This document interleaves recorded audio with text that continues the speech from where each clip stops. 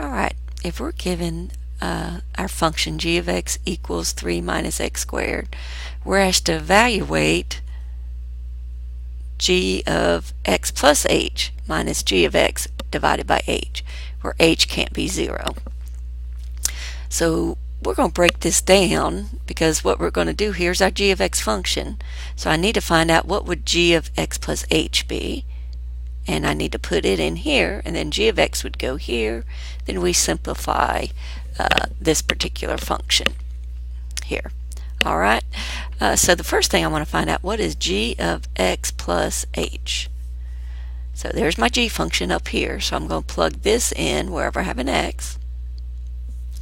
So I have 3 minus x plus h, and it is squared.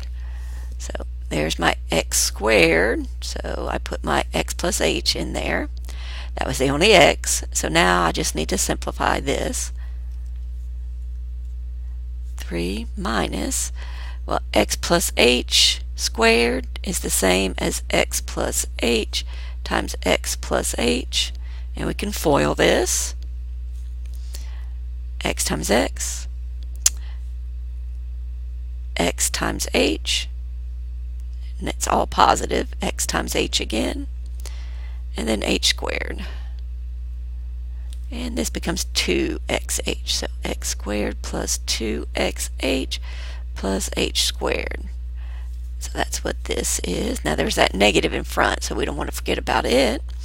But I have x squared plus 2xh plus h squared. Distribute this negative. 3 minus x squared minus 2xh minus h squared. So that negative gets distributed to everything inside the parenthesis.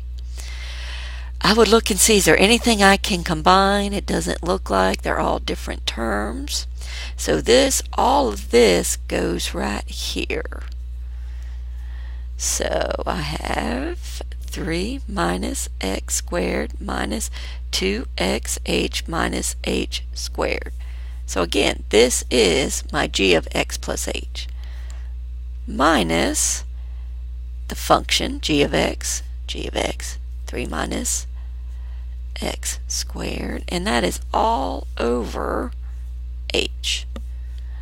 So again, just look at this. This is that g of x plus h we just found, right here.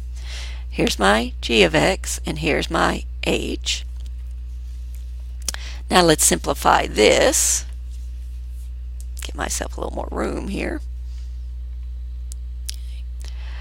So I'm going to distribute this negative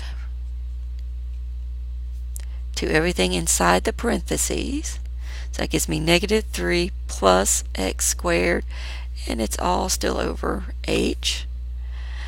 This is actually pretty nice, because if you notice what happens, these two cancel each other out, and so do the x squareds. So what am I left with? Negative 2xh minus h squared all over h.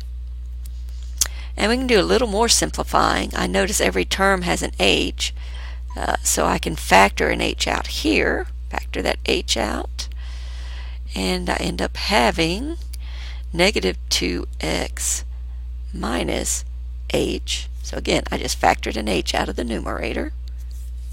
Oop, can't see what I'm doing here. Sorry about that. There's my h I factored out. Again, I factored an h out of both of these, and it's still over h. And then again, what happens? These will cancel, and I'm left with negative 2x minus h.